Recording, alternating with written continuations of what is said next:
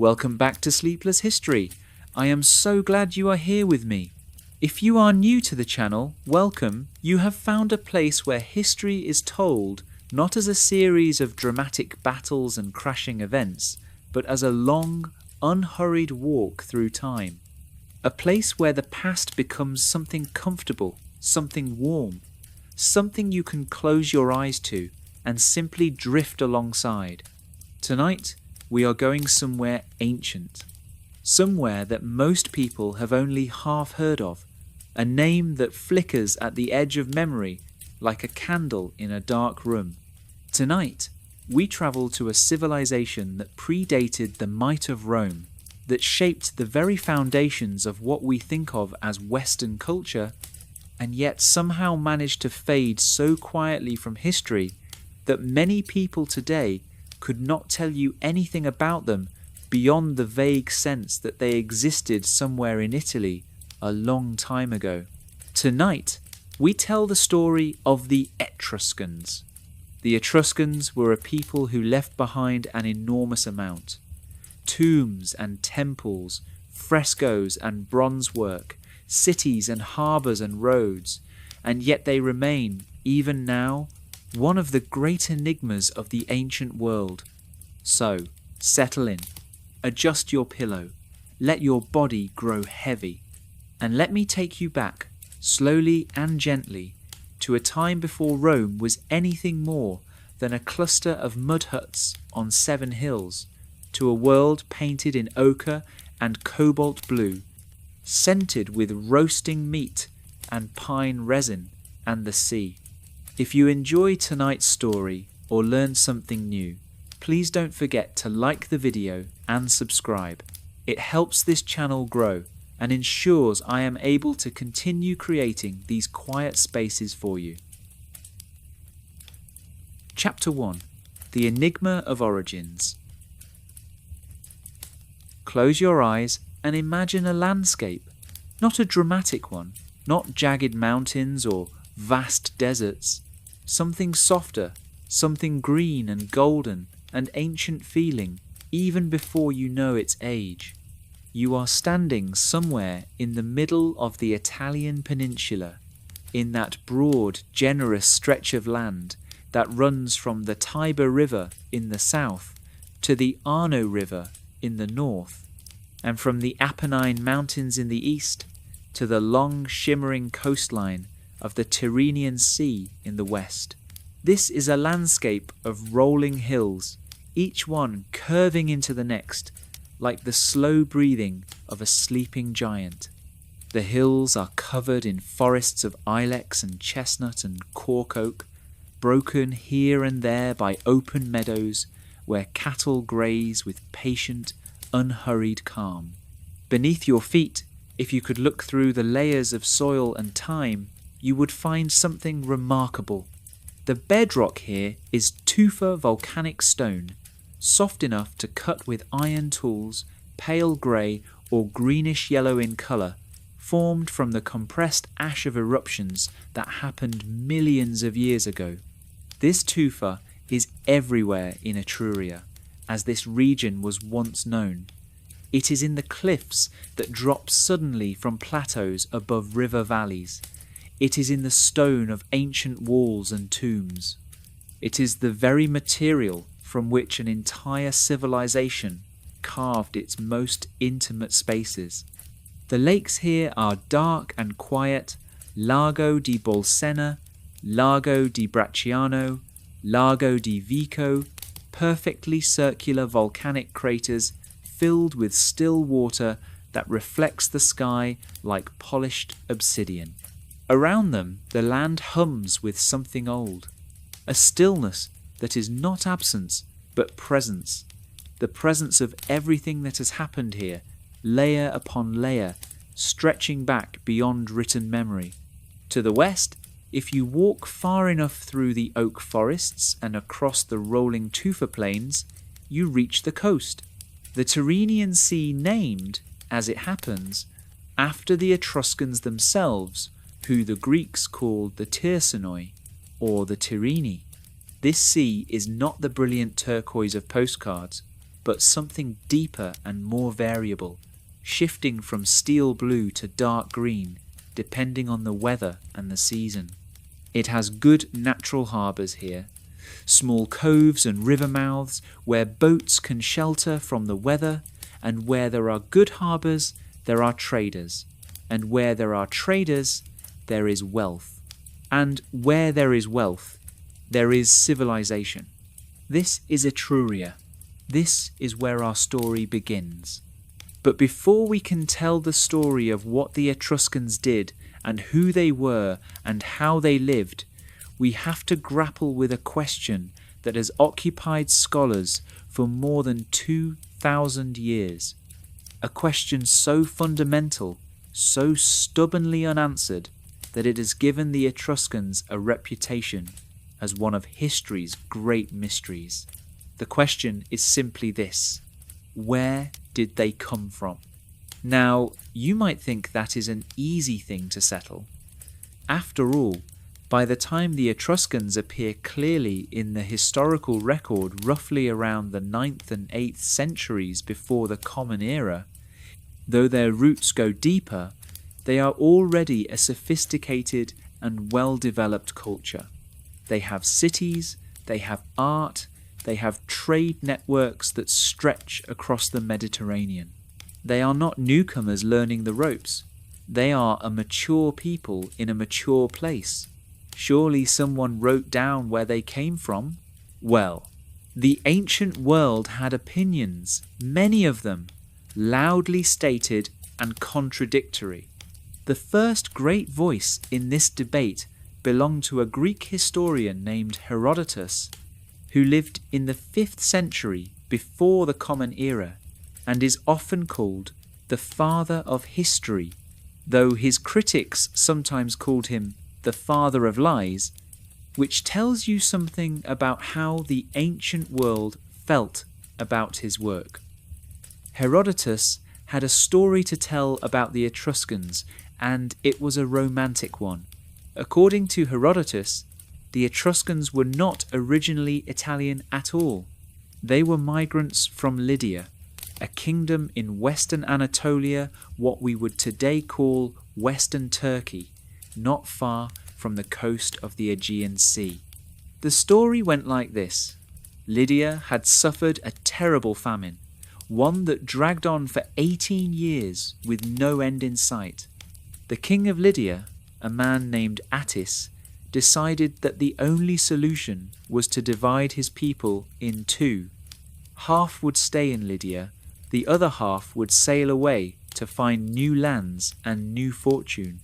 He appointed his own son, a man named Tyrrhenus, to lead the emigration, and Tyrrhenus, gathering his followers, built ships and sailed west across the Mediterranean, eventually landing on the shores of Italy, where he and his people became the Tyrrheni, the Etruscans. It is a compelling story. It has the rhythm of myth, but the specificity of history, and for a very long time it was widely accepted. The similarities between Etruscan art and culture and those of the Near East and Aegean world seem to support it. The Etruscans used the alphabet, like the Greeks. Their art showed clear Near Eastern influences. Their religion had echoes of Mesopotamian divination practices. Perhaps Herodotus was right, but not everyone agreed. About a century after Herodotus, another Greek writer named Dionysius of Halicarnassus arrived at a very different conclusion. Dionysius was a careful, methodical man, the sort of historian who liked to weigh his evidence and argue his case step by step. And he looked at the Etruscans and said, "No, they are not migrants from Lydia. They are indigenous. They are a people who were always here, who developed their culture on Italian soil without coming from anywhere else." Dionysius had reasons for his position. He pointed out that the Etruscan language bore no resemblance to Lydian. He noted that Etruscan customs and religious practices were distinctly different from those of the Lydians. He argued that if there had been a migration of tens of thousands of people from Lydia to Italy, surely there would be clearer evidence of a connection between the two cultures, and he could find none that satisfied him. So there you have it, two ancient authorities, two completely different answers, and the argument, remarkably, never got properly settled in antiquity. In the modern era, the debate has continued with new tools and new evidence, and it has grown considerably more complex. A third theory emerged in the Renaissance period and gained considerable traction for some time, that the Etruscans came from the north, that they were Alpine invaders who swept down into Italy from Central Europe. This idea eventually fell out of favour as the archaeological evidence did not support it, and then, in the late 20th and early 21st century, genetics entered the conversation. Scientists began extracting ancient DNA from Etruscan, remains bones from tombs, teeth from necropolis sites, and comparing the results to modern populations and to other ancient peoples. And what they found was nuanced, as genetic evidence tends to be. Some studies suggested strong genetic connections to populations in Anatolia and the broader Near East, which seemed to support Herodotus. Others suggested a more complex picture, with layers of ancestry that pointed to both indigenous Italian origins and later migrations. A landmark study, published in the early 2020s, analysed the ancient DNA of dozens of Etruscan individuals from across the region and found that their genetic profile was most consistent with early European farmer populations, people whose ancestors had come from Anatolia during the Neolithic period, thousands of years before the Etruscans as a distinct culture appeared. This suggested that the Etruscans were, in a sense, both.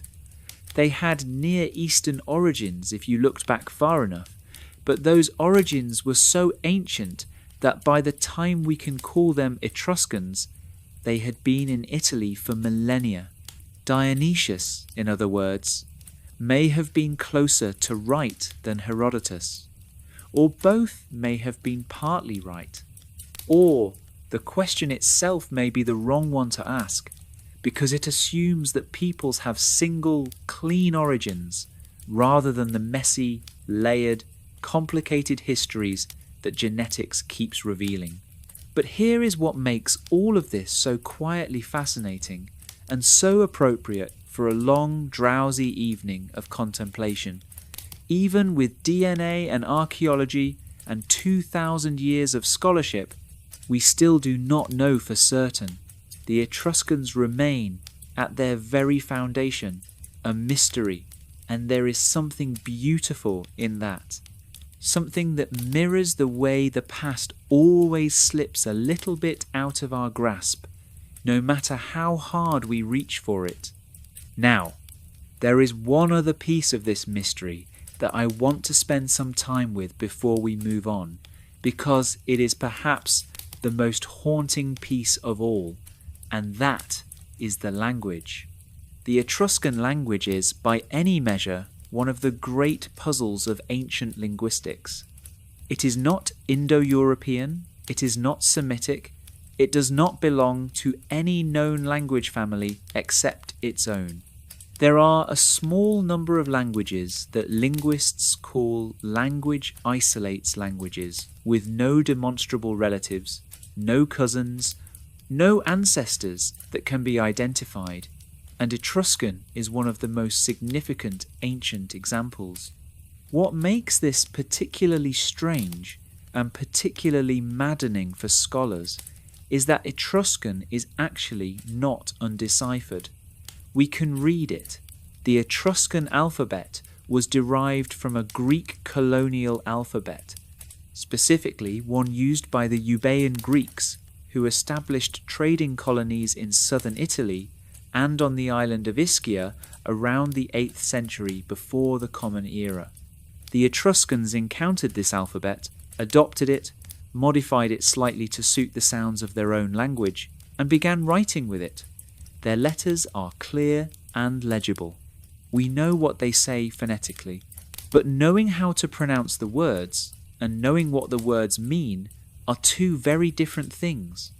Etruscan has no Rosetta Stone, no bilingual inscription that gives us a side-by-side translation. The longest known Etruscan text is the Liber Linteus, the linen book of Zagreb, which is a religious calendar written on linen bandages that were used to wrap an Egyptian mummy.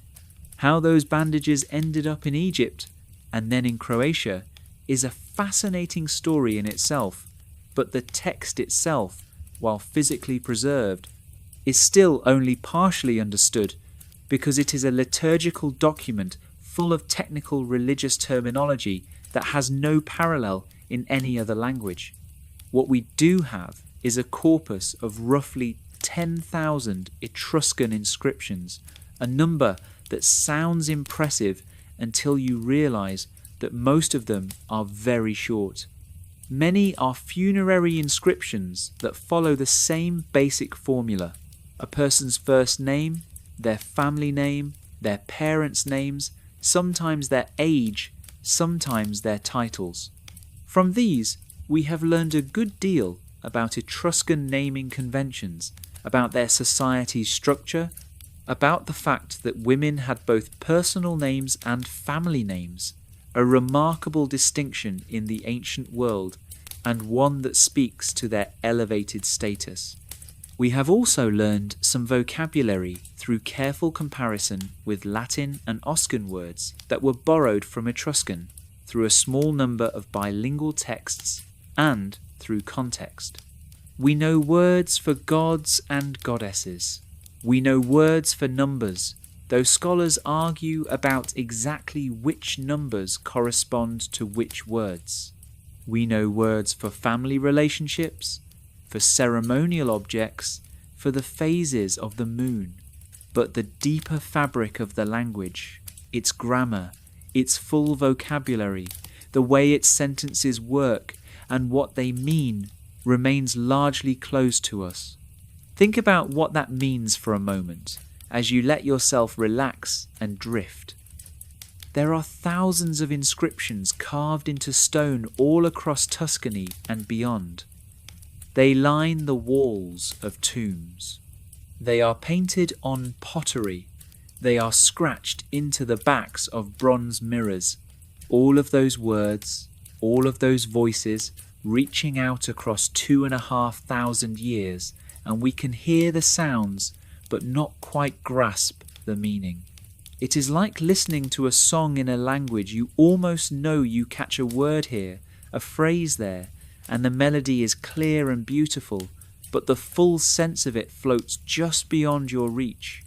There is a profound loneliness in that, and a profound invitation to imagine.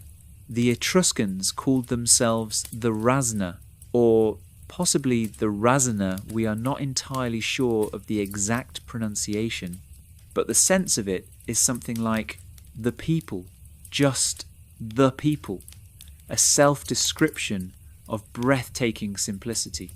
Not the great people, or the chosen people, or the people of the river, just us, we, the ones who are here.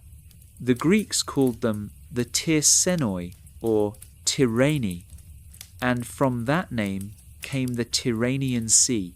The Romans called them the Etrusci, or the Tusci, and from that latter name came the modern region of Tuscany, which means that even today, when you say Tuscany, you are saying something that echoes back to these people, these mysterious, self-named, language-isolated people who painted their tombs with dancing figures and taught the Romans to read the flight of birds.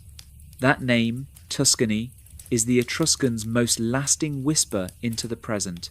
Not even a whisper, more of a breath, the kind that fogs a cold mirror for just a moment before it fades. Let that settle in your mind as your breathing slows. You are already part of a chain of language and memory that runs back thousands of years to people who sat on hillsides above volcanic lakes and watched the stars and wondered what they meant. We all do, still.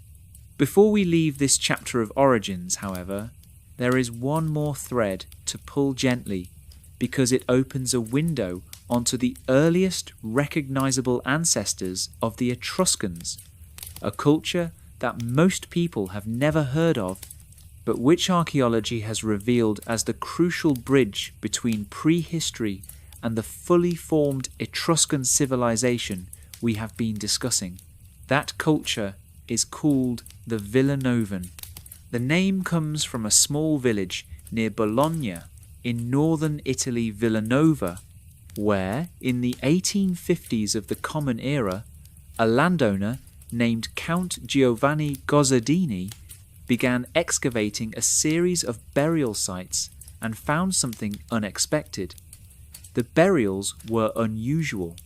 Instead of the single inhumation burials, bodies laid flat in the earth that characterized many Bronze Age Italian cultures, these burials were cremations. The ashes of the dead were placed in distinctive ceramic vessels, shaped like rounded biconical jars, with a flat lid that sometimes took the shape of a helmet or a bowl. These vessels, called ossuaries or cinerary urns, were placed in circular pit graves, sometimes alone, sometimes with small grave goods, a bronze pin, a fibular brooch, a small tool. Count Gozzardini recognized that he had found something culturally distinct, and scholars named the culture Villanovan after his estate. Subsequent decades of excavation revealed that this culture was not confined to the Bologna area, but was spread across a broad swath of central Italy, including, and this is the crucial point, the very heartland of what would later become Etruria. The Villanovan culture dates roughly from around 900 to 700 years before the Common Era, though the boundaries are fuzzy at either end. And what happened next in Etruria, beginning around 800 years before the Common Era and accelerating through the 7th century, was a transformation so rapid and so profound that archaeologists sometimes call it the Orientalizing period, a time when the relatively simple culture of the Villanovan communities was suddenly flooded with wealth, complexity, and outside influence. The Orientalizing period is named for the Near Eastern and Mediterranean influences that poured into Etruria during this time, largely through trade. Phoenician traders, Greek colonists, Near Eastern craftsmen, and their products all brought new ideas, new technologies, new artistic traditions, new luxury goods. And the Etruscan communities, sitting astride the richest iron deposits in the Mediterranean and generating enormous trading wealth, absorbed all of it and transformed it into something distinctly their own. Within a few generations, a historical eye blink, the simple Villanovan cremation burials were replaced by elaborate chamber tombs stuffed with golden jewelry and imported pottery and bronze vessels. Simple villages of round huts became organized cities with planned streets and specialized craft quarters and monumental architecture. A local, relatively egalitarian society became a complex, hierarchical one with a wealthy aristocracy whose power was expressed in the splendor of its burials. How do we explain this transformation? The simplest answer is wealth and contact. The iron of Elba and the Tufa hills gave the Etruscans a commodity that the Mediterranean world desperately wanted. The trading networks brought ideas and goods and people in return, and the Etruscan communities had the intelligence and flexibility to absorb what they received and build something new from it. This is, of course, a very materialist explanation for a cultural revolution. There is probably more to it: dynamics of political competition between emerging aristocratic families, religious innovations, the particular genius of certain individuals, the random accidents of history. But the material foundation matters. Etruria was rich, and from that richness a civilization grew. The Villanovan period also gives us the earliest examples of Etruscan language writing. The first Etruscan inscriptions appear in the mid-8th century before the Common Era, almost immediately after the introduction of the alphabet from the Greek colonies in southern Italy. This rapid adoption of literacy is itself revealing. A culture that grabs a new technology and runs with it is a culture of active, curious, outward-looking people. The Etruscans did not receive the alphabet passively. They took it, adapted it, and within a generation were using it to write on pottery, on bronze, on stone, leaving behind the first records of their voices in their own words. Those first inscriptions are mostly simple: ownership marks, dedicatory phrases, perhaps a trader's notation, but they are the beginning of something, the beginning of a conversation across time, a conversation that we can still almost hear. Chapter 2: Cities of the Living and the Dead. There is a rhythm to the naming of the great Etruscan cities that I want to give you now, slowly and deliberately, because there is something almost incantatory about them, something that feels, in the quiet dark, like a roll call of the ancient world. Cerveteri, Tarquinia, Veii, Vulci, Populonia, Vetulonia, Rucellai, Volsinii, Chiusi, Cortona, Arezzo, Fiesole. Say them again in your mind: Cerveteri, Tarquinia, Veii. Feel the weight of them, the way the vowels open and close. These were the 12 major cities of Etruria, or rather, the cities that historians believe formed the core of the Etruscan world, the Dodecapolis, from the Greek word for 12. The word Dodecapolis is actually a somewhat later and somewhat Greek-influenced way of describing what was, in Etruscan terms, a league or confederation, an annual gathering of representatives from the major cities at a great sanctuary, a place called the Fanum Voltumnae, the sanctuary of Voltumna, which was the chief deity of the Etruscan confederation. The exact location of this sanctuary has been debated for centuries, though recent archaeology near the town of Orvieto, ancient Volsinii, has produced very promising candidates. The Etruscan League was not an empire. It was not a unified state with a central government and a single army. It was something more like a religious and cultural community, a shared identity expressed through common rituals and common language and common art, while each city maintained its own political life, its own aristocracy, its own relationships with neighbours and trading partners. Think of it less like a nation and more like a family related, recognisable to each other, capable of cooperation, and fully capable of arguing fiercely. Each of those 12 names I gave you represents a real place, a real city with real walls and streets and temples, most of them founded on those broad, flat-topped hills of volcanic tufa that the Etruscans favoured. They built on heights because heights were defensible, and because the tufa made for excellent building material, easy to quarry, relatively light, durable when kept dry. The cities were connected by roads, many of which the Romans later inherited and extended. Let me take you for a moment to one of the greatest of these cities. Let me take you to Veii.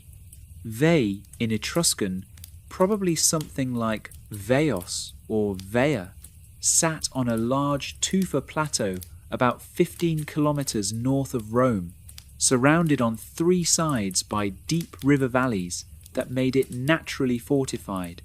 At its height, in the 7th and 6th centuries before the Common Era, Veii was a major city of perhaps 25,000 to 30,000 inhabitants, comparable in size to Athens at the same period. It had temples and public buildings, a thriving population of craftsmen and merchants, and a school of sculptors whose work was renowned across the Mediterranean world. The most famous piece of art to come from Veii is a terracotta sculpture known as the Apollo of Veii, though the figure may actually represent the hero Heracles rather than Apollo, and scholars continue to debate this. What is not in debate is the quality of the work.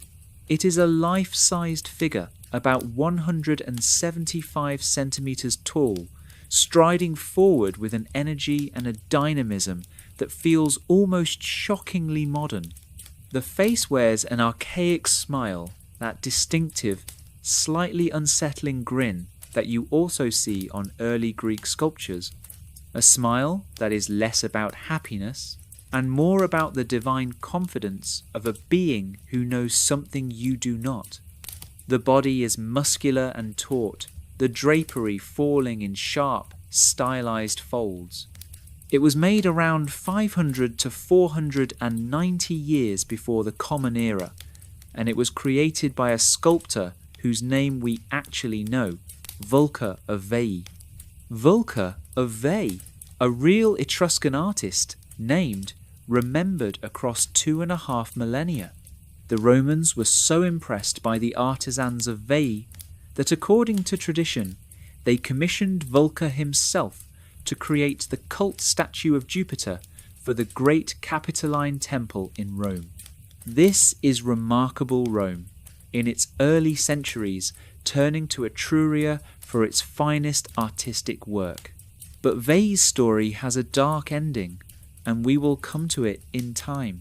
For now, let us walk the streets of these ancient cities in your imagination. Let the night settle around you. Let your body feel heavy and warm.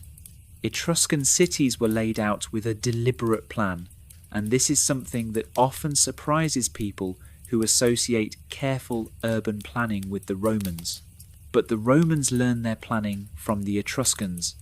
The practice of founding a new city with ritual ceremony walking the sacred boundary, the pomerium, with a plough drawn by a bull and a cow, was Etruscan. The orientation of the city along a north-south axis and an east-west axis, creating a grid of streets organized around a central crossing point, was Etruscan.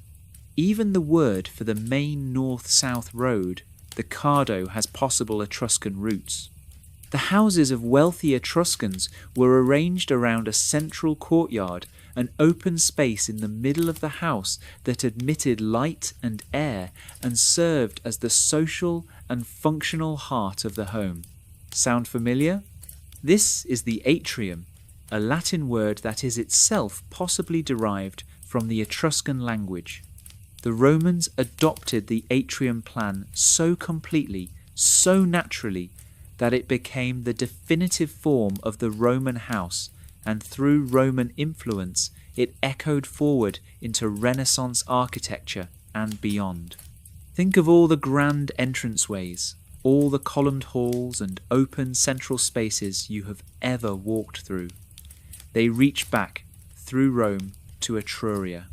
Inside these houses, there was a level of domestic comfort that might surprise those who imagine the ancient world as purely austere. Etruscan homes had painted walls, not the elaborate mythological scenes of their tombs, but geometric patterns and naturalistic designs that gave the rooms warmth and colour. They had furniture, beds with carved headboards, chairs with rounded backs, tables for dining. The wealthy had bronze vessels and painted pottery. some of it imported from Greece at considerable expense, some of it made locally by Etruscan craftsmen who could match the Greeks in skill and sometimes surpass them. The Etruscans were also engineers of remarkable sophistication. Their hydraulic works, the systems of underground tunnels and channels called cuniculi, are among the most impressive engineering achievements of the ancient Mediterranean world. These cuniculi were cut through solid tufa rock, sometimes running for kilometers, to drain marshy land for agriculture, to control flooding, to bring fresh water into cities. The city of Veii alone had such an extensive network of these tunnels beneath it that archaeologists have compared them to the hidden infrastructure of a modern city. In the Albano region south of Rome, there is a famous example, the Emissario del Lago Albano, a drainage tunnel cut through solid rock to regulate the level of the volcanic crater lake above. According to Roman tradition, this tunnel was constructed in the early 4th century before the Common Era, following a prophecy from the Delphic oracle which said that Rome would not conquer Veii until the waters of the Alban lake had been drained. Whatever the truth of that story, the tunnel itself is real, over 1,400 meters long, cut without modern machinery, still functioning today after more than 2,000 years. 2,000 years of water flowing through stone channels cut by Etruscan hands. Breathe that in. But now we must talk about the cities of the dead, because in Etruria the living and the dead were neighbours in a way that seems to us strange, even eerie, but which to the Etruscans was simply the natural order of things. Every Etruscan city had beside it or near it, or sometimes almost surrounding it, a necropolis, from the Greek city of the dead. These are not cemeteries in the way we think of them. They are not flat fields with rows of stones. They are cities. They have streets and pathways. They have neighbourhoods. They have, in some cases, a plan that mirrors the plan of the living city above. And they are enormous. The necropolis of Cerveteri, ancient Sere, is perhaps the most famous. It is called the Banditacha necropolis, and it covers something like 200 hectares. Walking through it today, you can follow paths between great rounded mounds of earth, each one a tumulus, each one covering one or more burial chambers cut into the tufa rock beneath. The tumuli are covered in grass now, soft and green, and they look like natural hills. You could walk past them and not realise you were walking through a city of the dead. But look closer, they are too regular in their shape, too evenly spaced. The earth that forms them was piled up deliberately, and at the base of each tumulus there is often a ring of carved stone, a circular drum of tufa that holds the mound in shape. Some of these tumuli are enormous, 10, 15, 20 meters in diameter, the largest ones even bigger, covering burial chambers that house the tombs of entire aristocratic families across multiple generations. When you descend into one of these tombs through a low doorway cut into the tufa, down a few shallow steps into the cool dimness below you, enter another world. The chambers are carved from the living rock, and they are carved to look like rooms. Not symbolic rooms, not abstract spaces, but actual rooms, with carved ceiling beams, carved doorways, carved windows that lead to nothing but stone, carved furniture benches where the dead were laid, carved pillows for their heads, carved shelves where their possessions were placed. The most extraordinary example of this is the Tomba dei Relievi at Cerveteri, the tomb of the reliefs, which dates to approximately the 4th to 3rd century before the Common Era. This tomb is breathtaking. It is a single large chamber with a low ceiling supported by columns, and every surface columns, ceiling, walls is covered in painted stucco reliefs that show the objects of everyday Etruscan life. There are shields and helmets hanging on the walls. There are ropes and tools. There are jugs and cups and bowls, the equipment of a well-stocked kitchen or dining room. There are even domestic animals, dogs and cats and birds, rendered in the stucco as if they had simply curled up in the corners of the room and gone to sleep. The overall effect is of a house, a home, fully furnished, fully alive in its way, but underground and silent. This was the Etruscan philosophy of death, expressed in stone. You carry your life with you. The things that made you comfortable, the things that made you who you were, the food and wine and music and companionship that made your days worth living, all of these followed you into the afterlife. The tomb was not a place of horror or mourning. It was a residence, a continuation, and the objects placed in these tombs tell us an extraordinary amount about Etruscan life and wealth and trade. Archaeologists have found Greek pottery in astonishing quantities, hundreds of thousands of pieces, everything from simple drinking cups to elaborate mythological vases that were expensive luxury goods even in Greece. They have found imported Egyptian objects, scarabs, faience amulets, small bronze figurines. They have found Phoenician ivories and Sardinian bronzes and amber from the Baltic coast. The Etruscans were at the centre of a trade network that spanned the known world, and their wealth was immense. They have also found Etruscan-made objects of remarkable quality. The gold and silver work of Etruscan craftsmen was among the finest in the ancient world. Their filigree work, in which tiny granules of gold are fused to a surface to create intricate patterns, has never been surpassed. The techniques used by Etruscan goldsmiths were so sophisticated that they were lost after the decline of Etruscan civilization and only partially rediscovered in the modern era. There are Etruscan gold pieces in museums today whose construction process remains a matter of scholarly debate. Think of that as you let your breathing slow. Somewhere in a museum, possibly one you have visited, there is a piece of gold jewellery made by an Etruscan craftsman 2,500 years ago, and we still are not entirely sure how they made it. The bronze work was equally extraordinary. Etruscan bronzesmiths produced not only practical objects, mirrors, vessels, tools, weapons, but also remarkable works of art.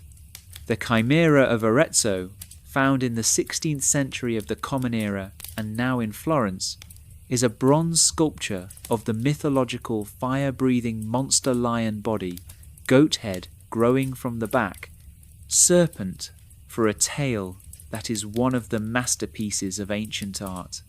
It was probably made in the 5th century before the Common Era and shows a technical mastery of bronze casting that rivals anything produced in Greece or Rome. The bronze mirrors of the Etruscans deserve special mention here because they are one of the most intimate categories of Etruscan art, personal objects, held in the hand, used daily, and yet almost always covered on the back with engraved scenes from mythology or daily life, rendered with extraordinary delicacy and skill. Looking at an Etruscan bronze mirror, you see not only the mythological scene, but also, in some sense, the person who held it their reflection in reverse. All of this wealth, all of this art, all of these carefully furnished tombs point to a society that took the good things of life with absolute seriousness. A society that said, quietly but firmly, This matters. These objects matter. This food, this wine, this music, this beauty, it matters enough to carry it with you into death. That is not a barbaric sensibility. That is a deeply human one. Let your body grow heavier. Let the weight of all those centuries settle gently on you like a warm blanket. You are safe here, listening to the past. Let me spend a few more moments with the material world of these tombs, because the objects inside them speak with a specificity and an intimacy that no written history quite matches. In the Regalini Galassi tomb, found at Cerveteri in the 1840s of the Common Era, archaeologists discovered one of the most extraordinary assemblages of Etruscan aristocratic wealth ever uncovered. The tomb dates to around the mid-7th century before the Common Era, right in the middle of the Orientalizing period, and its contents read like an inventory of the most spectacular luxury goods available in the ancient Mediterranean world. There was a gold pectoral, a large flat chest ornament decorated with thousands of tiny granules of gold applied in the granulation technique I mentioned earlier, forming geometric patterns of stunning intricacy. There was a gold brooch, a fibula of enormous size, over 30 centimeters long, decorated with rows of engraved animals and more granulation work. There were silver vessels, bronze furniture fittings, ceramic vessels including imported Greek bucero-style pottery, and ostrich eggs decorated with Phoenician painted designs. The range of origins, local Etruscan, Greek, Phoenician, possibly Egyptian, speaks to the extraordinary breadth of contact that Etruscan aristocrats maintained with the wider Mediterranean world. The person buried in this tomb, probably a woman, based on the grave goods, was someone of immense wealth and status in the Etruscan aristocratic world. She wore gold on her chest, and gold at her wrists, and gold in her hair. She was laid in the tomb with everything that signalled who she was and what she had. And for 2,600 years, the stone kept her secrets. The gold brooch from the Regalini Galassi tomb is now in the Vatican Museum's part of a collection that most visitors walk past without realizing what they are looking at. It is sitting in a case, under museum lighting, still gleaming, still extraordinary. The person who wore it to her grave in 750 or so years before the Common Era could not have imagined Vatican museums, or museums of any kind. She knew only that the gold was beautiful and that it was hers and that she would take it with her. The concept of personal possessions following you into death is one of the oldest religious ideas in human history, found in cultures from Egypt to China to the Americas. But the Etruscans expressed it with a particular domesticity, a particular warmth that sets them apart from many other ancient cultures. The Egyptian approach to funerary equipment was about magical transformation and the journey through the underworld. The Etruscan approach was more like packing for a long journey to a house, very similar to the one you just left. Bring your best wine cups, bring your best jewelry, bring the things that made you feel like yourself. There is something comforting in that, if you let yourself feel it. The idea that whoever you are with your particular taste in objects, your particular way of setting a table or choosing a garment, that identity is worth preserving and protecting, worth taking with you. Let the warmth of that idea settle into your chest. Feel your breathing slow. Chapter 3. The sensory world of the Etruscans. Now I want to take you somewhere particularly vivid. I want to take you inside an Etruscan painted tomb. not the tomb of the reliefs. We have already been there, and its carved stucco world is remarkable but static, a world caught in stone. No, now I want to take you somewhere that moves, somewhere that breathes. We are going to Tarquinia. Tarquinia, ancient Tarcuna in Etruscan, or Tarquinii in Latin, was one of the oldest and most prestigious cities of Etruria. According to Etruscan tradition, it was founded by Tarchon, a heroic ancestor, and it was home to the legendary Tarquins who would become kings of Rome. It sat on a broad tufa plateau in what is now northern Lazio, about 90 kilometers northwest of Rome, overlooking both the inland hills and the Tyrrhenian coast. The city was wealthy, powerful, and famous even in antiquity for the quality of its art. And it is in the necropolis of Tarquinia that you will find what many scholars consider the finest surviving examples of Etruscan painting. Indeed, some of the finest surviving examples of ancient painting from anywhere in the Mediterranean world. The tombs at Tarquinia were cut into the tufa rock, as at Cerveteri, but instead of being furnished with carved stucco reliefs, they were painted. The walls and ceilings are covered with frescoes paintings applied directly to the plastered stone surface while the plaster was still wet, so that the pigments bonded chemically with the stone and became, in a sense, part of it. This is why some of these paintings have survived for 2,500 years. The colours. Let me tell you about the colours, because they are the first thing that strikes you when you enter one of these tombs, even today. After the cool dimness of the corridor leading down into the rock, you open a small doorway and step into a room that glows. The backgrounds are white or pale cream. Against them, in bands of colour, the world of Etruscan life unfolds. There is a terracotta red that is warm and earthy. There is a deep mineral blue lapis lazuli, or Egyptian blue, both expensive and imported. There is a vivid yellow ochre, bright as mustard, bright as sunlight. There is black as deep as shadow. There is a muted green, sometimes faded now to a grey green, that once showed the leaves of trees. And there is pink, a rose pink that appears in skin tones and in clothing, gentle and alive. The scenes painted in these colours show, in many of the oldest tombs from the 6th century before the Common Era, a world of pure celebration. The most famous example is the Tomb of the Leopards, dated to around 480 to 450 years before the Common Era. Enter this tomb and you find yourself in a room where the 3 walls are covered in a continuous feast scene.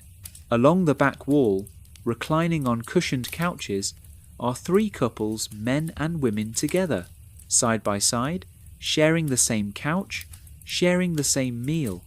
The men have dark skin painted in the convention of the time. The women have pale skin. They wear wreaths on their heads. They hold cups and garlands. They are laughing or talking or gesturing. They are completely and utterly at ease. On the side walls, servants bring food. Musicians play. On the upper portions of the walls, above all this human activity, the space opens up into a stylized natural world. Trees with graceful, curving branches, birds in flight, and the 2 leopards of the tomb's name, crouching on either side of a tree, looking out at the viewer with calm, golden eyes. The whole scene vibrates with a kind of joyful energy that is not frantic, but simply happy, contentedly, deeply happy. Now, I want you to hold that image, those reclining couples eating and drinking together, because it was profoundly shocking to the Greeks and Romans who encountered it. In the Greek world, the symposium, the formal dinner party, the occasion for drinking and philosophical conversation and entertainment was an exclusively male affair. Women of respectable family did not attend such events. If a woman was present at a symposium, it was understood that she was not a respectable woman. The two were mutually exclusive in Greek social logic. The Romans, at least in their earlier, more conservative period, had similarly strict ideas about the appropriate behaviour of women at dining events. Women were expected to sit upright, not recline, to drink water, not wine, to be present as models of propriety, not as participants in pleasure. So when Greeks and Romans encountered these Etruscan tomb paintings, and they did encounter them, because many Romans lived and worked near Etruscan territory, they were genuinely confused, sometimes scandalized. Theophrastus, a Greek philosopher writing in the 4th century before the Common Era, recorded with obvious disapproval that Etruscan women reclined at table with men who were not their husbands. He seemed to find this morally incomprehensible. But here is the thing. What Theophrastus read as licentiousness was, from an Etruscan perspective, simply normal social life. Etruscan women did not live in seclusion. They did not eat separately from men or sit modestly to one side. They participated in public life, in dining, in religious ceremony, in the cultural events of their world as full participants. They had names, they had family identities, they had legal standing, they could own property and pass it to their children through the female line as well as the male. This is not to say that Etruscan society was a gender-equal utopia in the modern sense. It was a complex, hierarchical, aristocratic world with its own inequalities and constraints.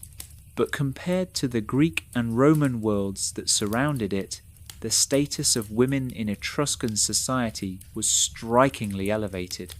And the painted tombs show this. Over and over again, in scene after scene, you see women as part of the picture, not decorative elements or props, but actors, participants, people in their own right. Let me walk you through more of these tombs, slowly, so you can see the full breadth of the world they depict. The tomb of hunting and fishing, from around the late 6th century before the Common Era, shows the Tyrrhenian Sea in all its livid blue glory. Fishermen cast lines from a boat while dolphins leap around them. Above the sea, birds wheel through the air. And on the shore, a man is poised to cast a stone at a passing bird.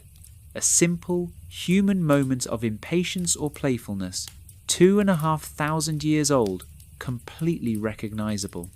The tomb of the triclinium, the dining room tomb from around 470 years before the Common Era, shows a feast in progress with musicians playing a lyre and a double pipe, dancers moving between the couches with a grace and energy that seems almost to move even in the static fresco. The figures sway, the draperies flow, the trees on the upper walls bend as if in a gentle wind. And then there are the later tombs, from the 4th and 3rd centuries before the Common Era, where the mood shifts, the feasting scenes become fewer. In their place come images from the underworld demons, dark processions, figures with blue skin carrying torches. Something has changed in Etruscan culture by this period, and the tombs reflect it. A deepening anxiety, perhaps, about death and what comes after, or simply a shift in fashion in the way it was appropriate to represent the afterlife. Scholars argue about which interpretation is correct. But for now, let us stay in the earlier, lighter world. Let us listen. Because the Etruscans were passionate about music, and the painted tombs make this abundantly clear. Music was everywhere in Etruscan life. Not just at banquets, though, certainly there. Music accompanied athletic competitions. A musician with a double pipe would play during wrestling matches or discuss throws. Music accompanied religious ceremonies. According to ancient sources, mostly hostile, mostly Roman, and therefore probably somewhat exaggerated, Etruscan hunters played music while they hunted, and even ordinary manual labour was performed to musical accompaniment. Athenaeus, a Greek writer of the 3rd century of the Common Era, quotes an earlier source as saying that the Etruscans kneaded their dough to the sound of the pipe. Whether or not that specific detail is accurate, it captures something true about the Etruscan relationship with music. It was not a special occasion thing. It was the texture of daily life. The most important Etruscan instrument was the aulos, the double pipe, 2 reed pipes held together or played simultaneously. This instrument appears in virtually every banquet scene, every processional scene, every athletic scene in Etruscan art. The player would hold both pipes in the mouth at once, using circular breathing to maintain a continuous tone, and the music that resulted was a complex, reedy, buzzing sound that we can partly reconstruct today because some ancient examples of the instrument survive and musicians have experimented with playing them. It was not a gentle sound. It was insistent and penetrating, designed to cut through the noise of a crowd or carry across an outdoor athletic ground. At a banquet, played more softly, it would have filled the room with a continuous undercurrent of sound that perhaps served the same purpose that background music serves in restaurants today, softening the acoustic environment, making it easier to talk, creating a shared sonic atmosphere. There was also the lyre, the kithara, and percussion instruments, cymbals and tambourines, and the deep throb of drums. At large public festivals, the combined sound of all of these together must have been extraordinary. The Etruscans clearly loved it. Now, alongside all this sensory richness, the food, the wine, the music, the painted walls, there was another layer to Etruscan culture that went deeper into the territory of the sacred and the mysterious. The Etruscans were, by ancient standards, extraordinarily religious. Not in the sense of personal piety or moral obligation. Their religion was not primarily about ethics in the way that later religious traditions would be. It was about observation, about reading, about the relationship between the human world and the divine order that governed it. The Etruscans believed that the universe was organized according to a divine plan, and that this plan left traces in the world that the properly trained eye could read.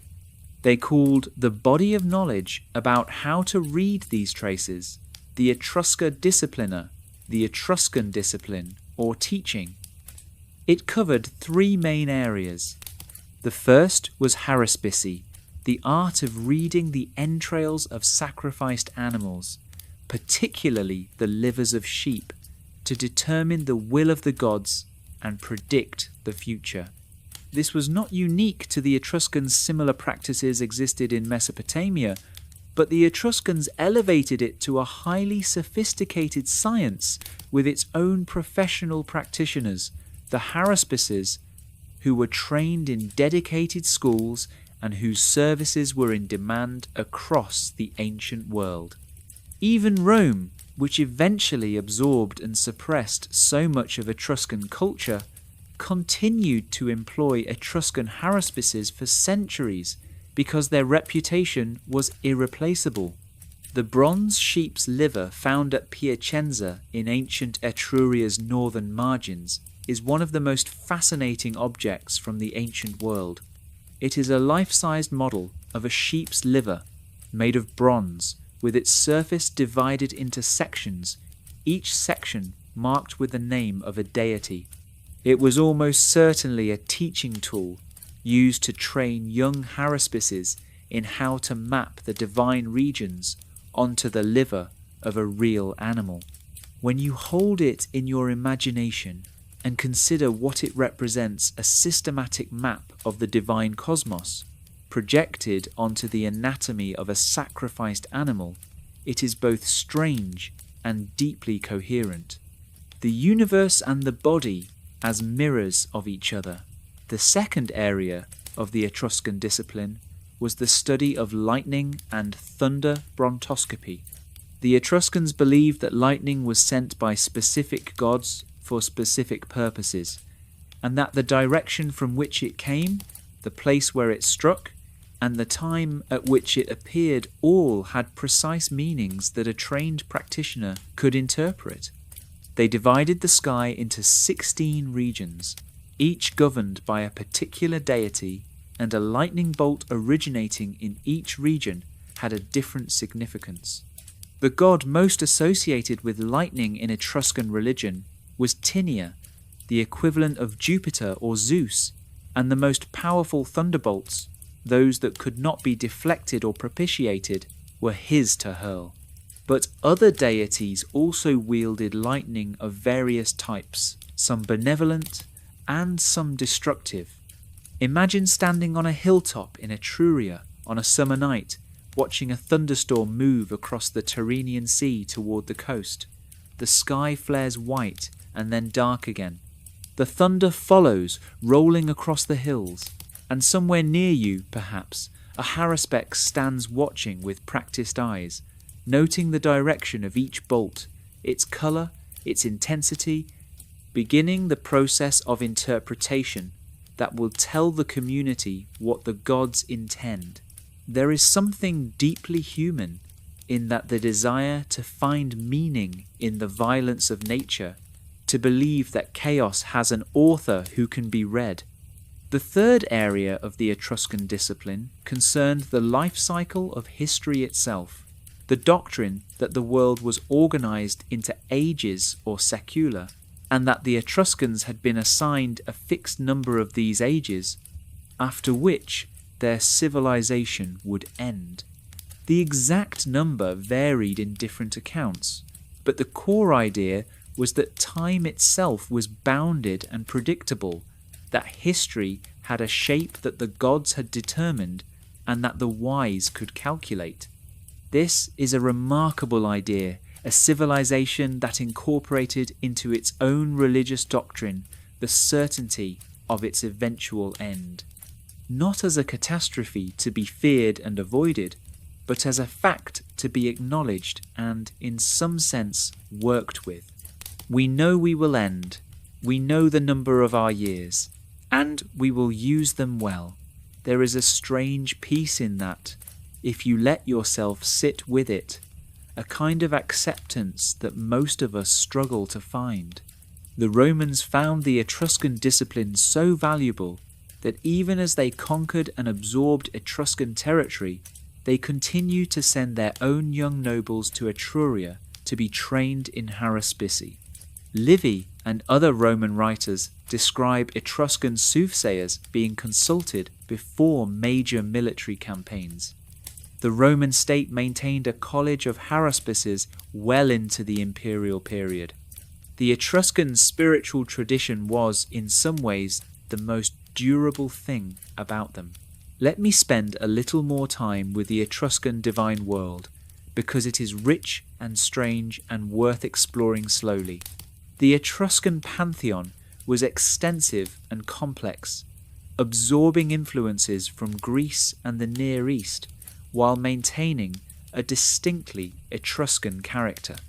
The great gods of Etruria included Tinia, the sky god and king of the gods, equivalent to Zeus or Jupiter, whose symbol was the thunderbolt and whose power was supreme. Uni, the queen of heaven, equivalent to Hera or Juno, was worshipped with particular fervour, and the city of Perugia had a special relationship with her cult. Minerva, the goddess of wisdom and crafts, equivalent to Athena or Minerva, completed the principal divine triad. But the Etruscan divine world extended far beyond this Olympian-style hierarchy. There were the lasso-winged female spirits who served as guardians of individuals and appeared on the backs of bronze mirrors, their identities sometimes named in inscriptions. There was terms the equivalent of Mercury or Hermes, messenger of the gods, guide of souls to the underworld. There was Fuflans, the god of wine and vegetation, equivalent to Dionysus or Bacchus, whose cult may have had ecstatic or mystery religion dimensions. There was Nethans, the sea god, equivalent to Poseidon or Neptune. And then there was the underworld, which the Etruscans called Aeter's realm, Aeter being their version of Hades. The Etruscan underworld developed, particularly in the later period from the 4th century before the Common Era onward, into a vividly imagined place with its own hierarchy of divine and demonic figures. The demon Charon, not the same as the Greek Charon, though related, was a particularly striking figure in late Etruscan art, a blue-skinned, hook-nosed being with large wings, carrying a heavy hammer. He was not exactly a figure of terror, or not only that, he was the guide, the usher, the one who conducted souls from the world of light to the world below. In the tomb of the Anina family at Tarquinia, dated to around the 3rd century before the Common Era, a procession of the dead makes its way toward the underworld under the watchful presence of these demonic figures. The mood is solemn, but not anguished. The dead move with dignity. Charon stands to one side, attending but not threatening. It is a funeral, not an execution. This is, again, revealing. The Etruscan afterlife, at least as depicted in the tombs, was not a place of punishment for sin. The Christian concept of hell, a place of torment for the wicked, has no real Etruscan equivalent. The underworld was simply where the dead went. It was continuous with the world of the living, not its moral inverse. The gods of the Etruscans were also far less humanized in some ways than the gods of Greece. Greek religion presented its gods as very human, petty, jealous, lustful, capricious, with human-style family dramas played out on a divine scale. Etruscan religion was somewhat more formal, more concerned with proper procedure and correct ritual than with the personal characteristics of the divine beings involved. The gods had to be addressed in the right way, with the right ceremonies at the right times. The relationship was transactional in a procedural sense. Do this correctly, and the gods will respond appropriately. This formalism was part of what made the Etruscan discipline so valuable and so transferable. It was, in a sense, a technology, a system for interfacing with the divine order of things. And technologies can be learned and used by anyone willing to put in the work. The Romans were very willing to put in the work. Let the quiet settle around you now. The smell of wood smoke and pine resin. The sound of a double pipe, distant and insistent. The flickering light of an oil lamp on painted walls, where dolphins leap in a painted blue sea and a couple reclines on a painted couch, their faces turned toward each other in a painted conversation that has been going on for 2,500 years and will never be finished. Chapter 4. The World They Built, Trade, Power, and the Wider Mediterranean. I want to step back now from the intimate world of the tombs and the banquet halls and take a wider view. Because the Etruscans, were not only a civilization of the interior of painted chambers and domestic atria and underground hydraulic tunnels, they were also a maritime and commercial power of the first order, and their reach extended across the Mediterranean in ways that are still being mapped by archaeology. Let us begin with iron. The island of Elba Ilva in ancient times lies about 10 kilometers off the Etruscan coast, a green and mountainous island visible from the Tufa cliffs on clear days. And Elba contains one of the richest iron ore deposits in the entire Mediterranean world. The Etruscans controlled this deposit and exploited it with tremendous energy, particularly from around the 8th century before the Common Era onward. At Populonia, on the mainland coast directly opposite Elba, they built what was essentially the largest iron smelting facility in the ancient Mediterranean. Ore was shipped across the narrow strait from Elba, smelted at Populonia, and the resulting iron and steel were worked into products that were traded across the Mediterranean. The slag heaps from this ancient smelting activity were so enormous that they were still being reworked for iron content in the 19th and 20th centuries of the Common Era. The Romans who ran the later operations did not realize that the slag beneath their feet was 2,000 years old. Etruscan iron and bronze work found its way to France, to Spain, to North Africa, to the Eastern Mediterranean. In return, fine goods from across the world flowed into Etruria. The luxury imports in the tombs, the Greek pottery, the Phoenician ivory, the Egyptian faience, the Baltic amber are the material record of a trade network that connected the hills of Tuscany to virtually every major commercial centre of the ancient world. By the 7th century before the Common Era, Etruria was producing its own luxury goods for export as well. The distinctive Etruscan black pottery known as bucero, made from highly refined clay, fired in a reduced oxygen atmosphere to produce a glossy black surface, then decorated with incised or impressed geometric patterns, was exported in enormous quantities throughout the Western Mediterranean. Bucero has been found in France, Spain, North Africa, Sardinia, and even in the Eastern Mediterranean. This is important context for understanding the scale of what Etruria was.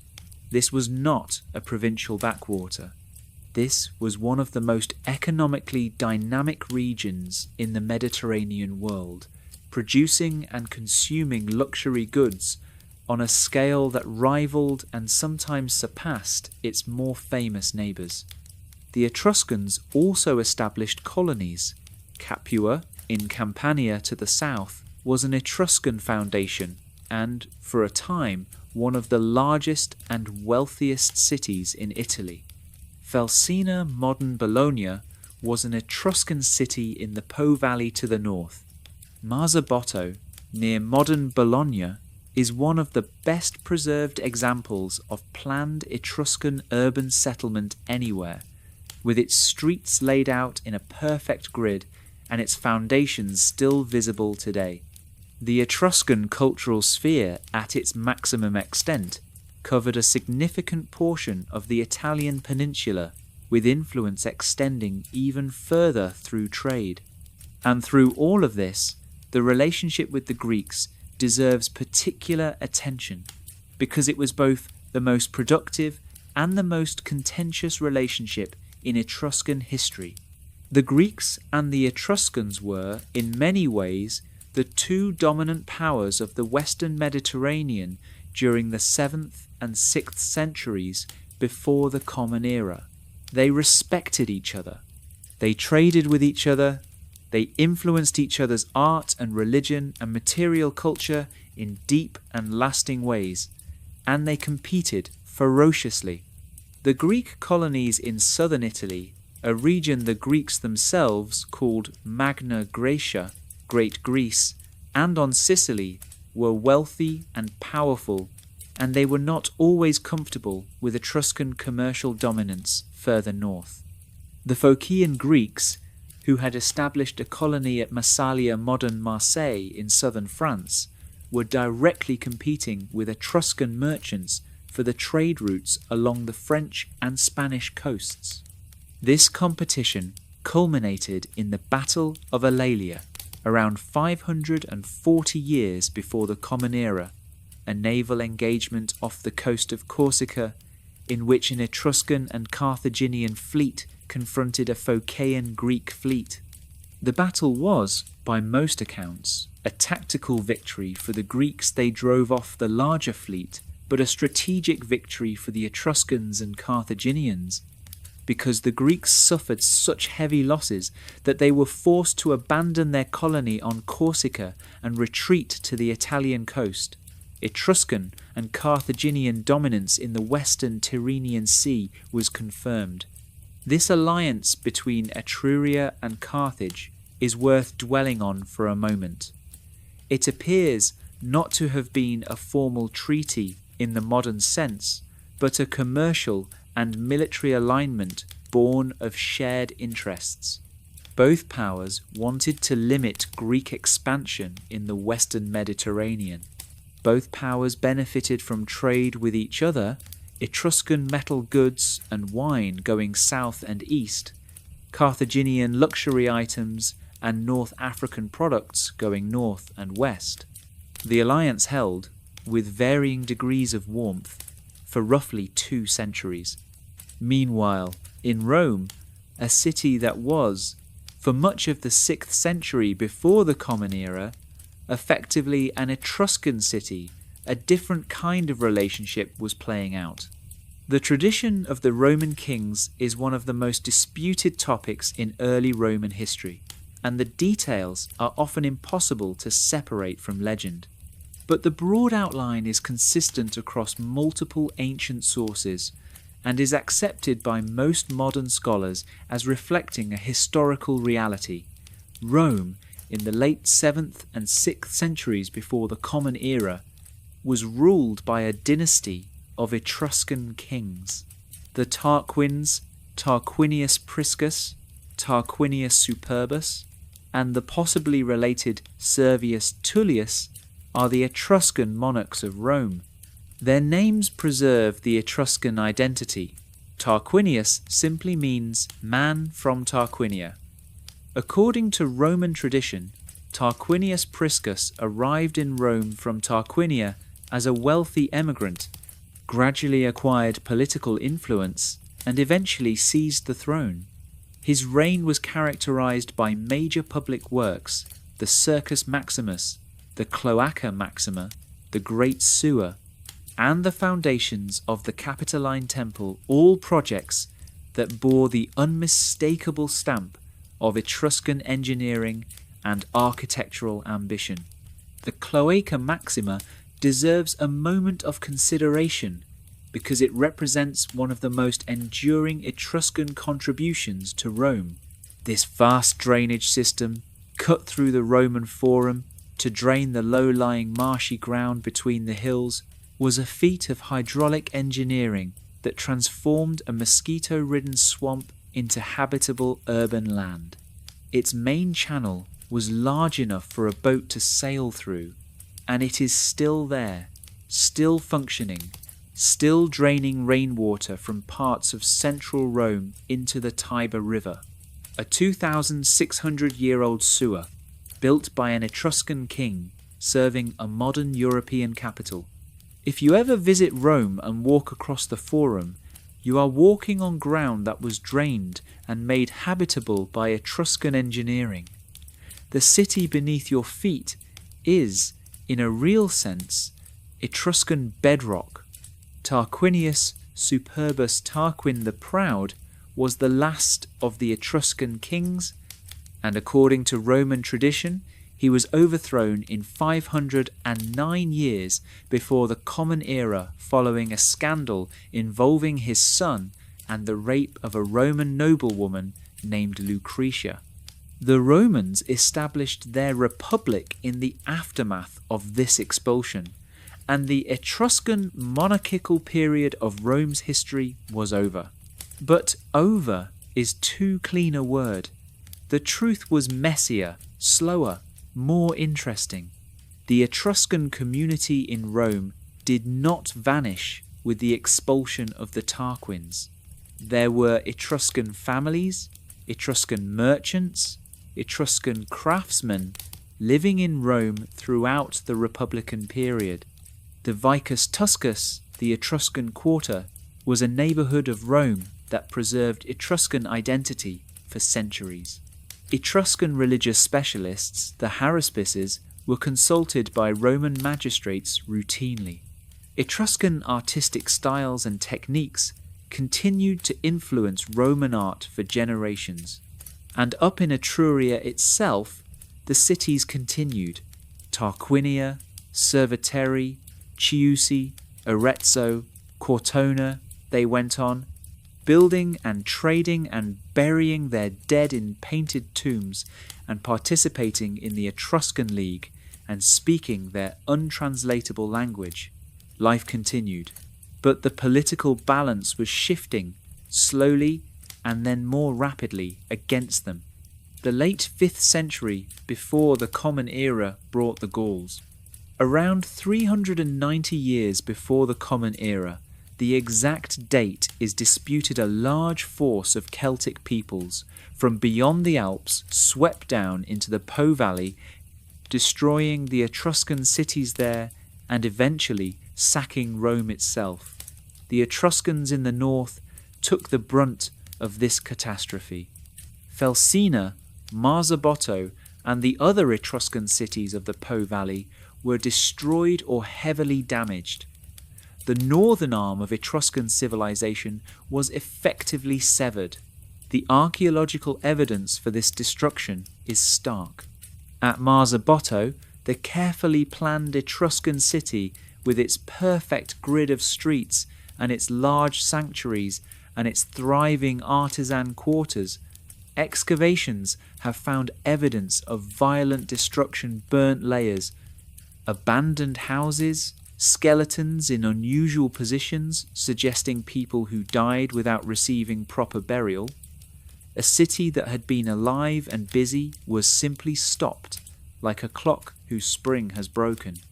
In the south, meanwhile, Rome was recovering from the Gallic sack with remarkable speed and a new determination. The Romans of the 4th and 3rd centuries before the Common Era were different from the Romans of earlier periods, more militarized, more systematically expansionist, more willing to fight long wars of attrition. And they were fighting those wars, gradually and relentlessly, against the Etruscan cities. The city of Veii was the first to fall. The long war between Rome and Veii, 10 years, according to Roman tradition, which consciously echoed the 10 years of the Trojan War, ended in 396 years before the Common Era, with the Roman dictator Camillus breaching the walls of the city. The story told about the fall of Veii involves the digging of an enormous tunnel, another feat of hydraulic engineering that allowed Roman soldiers to enter the city through the drain beneath the temple of Juno. The cult statue of Juno was ritually invited to relocate to Rome, a ceremony called evocatio, by which the Romans attempted to claim the divine protection of a conquered city's gods for themselves. Veii was destroyed, its population was enslaved, its territory was distributed to Roman settlers, and one of the greatest cities of Etruria simply ceased to exist. What happened to the art? What happened to all those terracotta sculptures, all those painted buildings, all that accumulated beauty? Most of it was destroyed.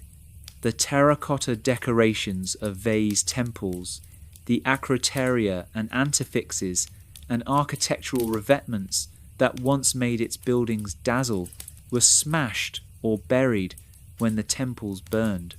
The Apollo of Veii survived, because it was buried under debris that protected it from later disturbance. Thousands of other objects did not. This is the hard mathematics of conquest. Art is fragile. Culture is fragile. What took generations to build can be unmade in an afternoon. After Veii, the process continued at its own pace. Capena fell to Rome in 395 years before the Common Era. Nepet and Sutri, important border towns, were seized and colonized in 383 years before the Common Era. Falerii, not strictly an Etruscan city, but closely allied, was conquered, and its population forcibly relocated in 241 years before the Common Era.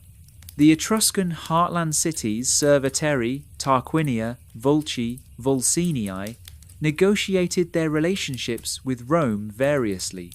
Some became Roman allies, receiving limited rights and trading continued autonomy for peace.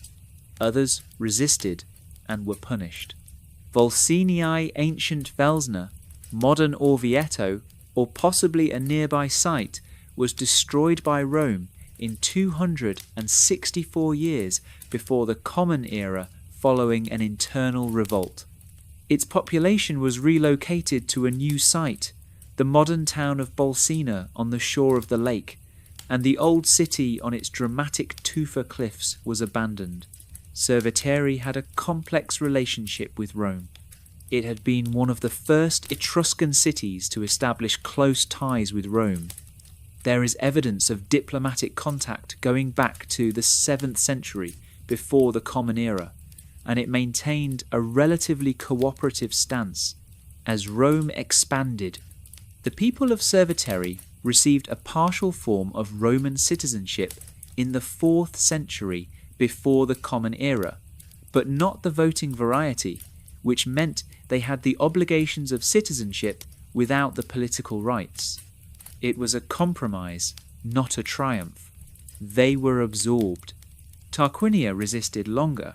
There were several wars between Rome and Tarquinia in the 4th and 3rd centuries before the Common Era, and Roman prisoners of war from the battles were sacrificed by the Tarquinians in religious ceremonies, an act that Roman sources describe with predictable outrage. Eventually, Tarquinia too was incorporated into the Roman sphere, not by conquest so much as by the slow gravitational pull of Roman commercial and political dominance. The last major resistance came in the context of the social war of around 91 to 87 years before the Common Era, a great uprising of Italian peoples against Roman rule, demanding full citizenship rights.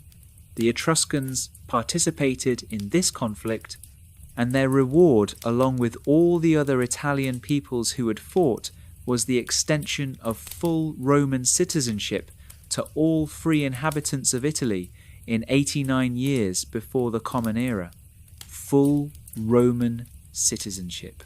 The thing the Etruscan cities had been denied or only partially granted for generations.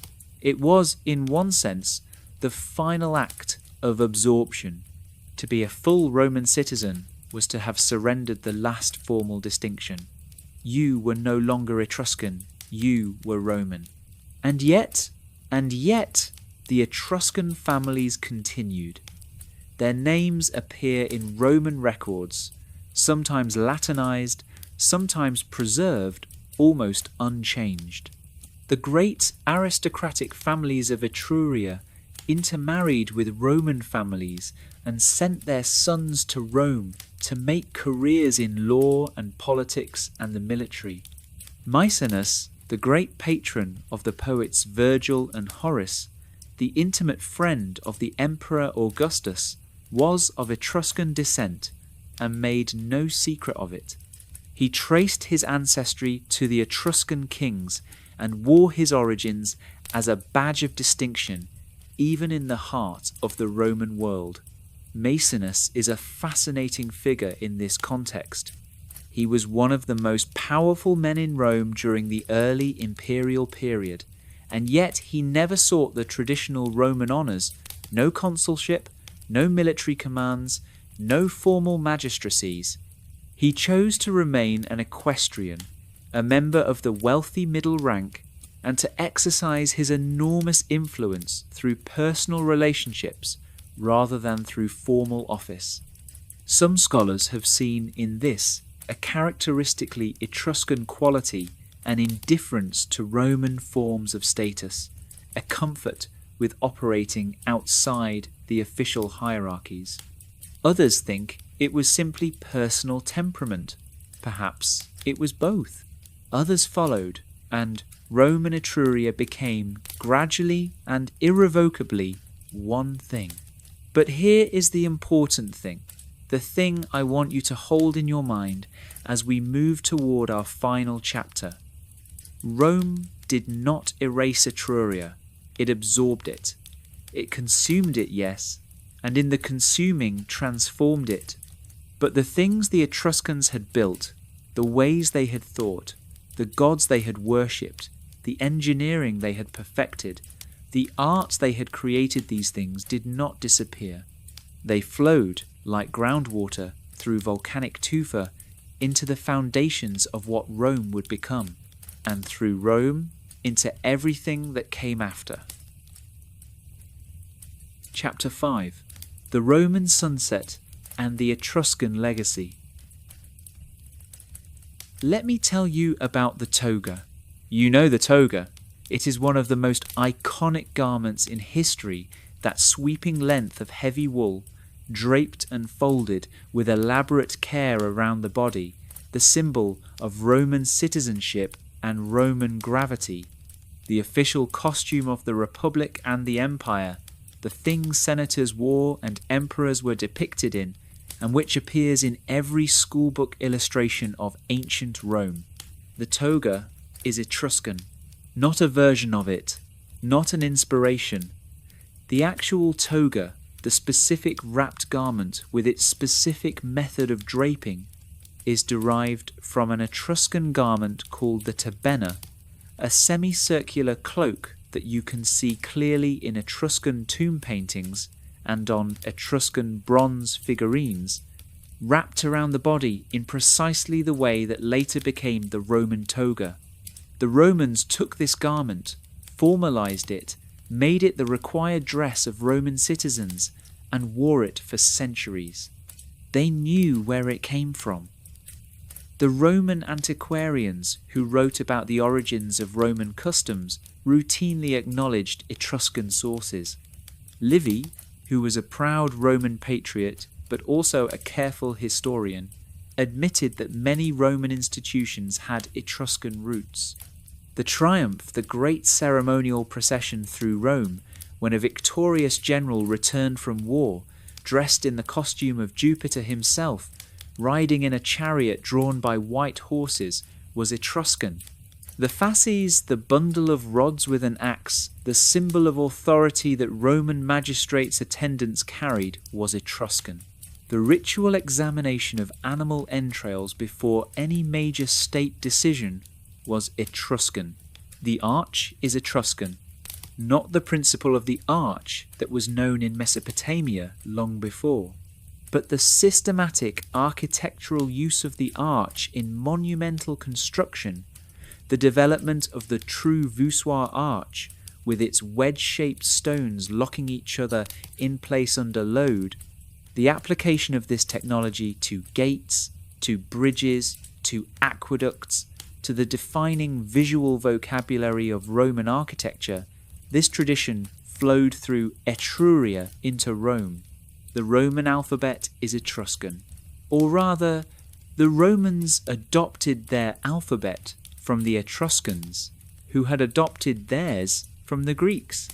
The specific form of the letters, the specific script that became the Latin alphabet, and thence the script of virtually all Western languages today, the letters you are reading right now, in whatever form this is reaching you, passed through Etruscan hands on their journey from Greece to Rome to the world. Every time you write a letter, every time you read a word, there is something Etruscan in the act. The Roman religion was deeply shaped by Etruscan influence. The Capitoline triad Jupiter, Juno and Minerva, the three great gods who shared the Capitoline temple in Rome, mirrors the Etruscan divine triad of Tinia, Uni and Menrava. The very appearance of the Capitoline temple, with its deep porch and high podium and terracotta decoration, was designed in the Etruscan architectural style, and as I mentioned, its cult statue may have been made by the Etruscan sculptor Vulca of Veii. The Roman theatrical tradition had Etruscan roots. According to Livy, the Romans first introduced theatrical performance into the city in 364 years before the Common Era, bringing in Etruscan performers called histriones in Latin, from the Etruscan word ista, to perform a kind of musical dance spectacle. The Latin word histrio, from which we get the word histrionic, preserves the Etruscan origin. And the Roman games, not just theatrical performances, but the athletic competitions, the chariot races in the Circus Maximus, the elaborate ceremonial spectacles that were so central to Roman public life, drew heavily on Etruscan precedent.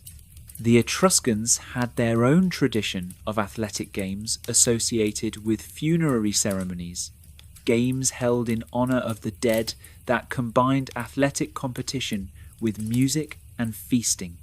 You can see these games depicted in the painted tombs of Tarquinia, where wrestlers grapple and runners strain and judges watch with careful eyes.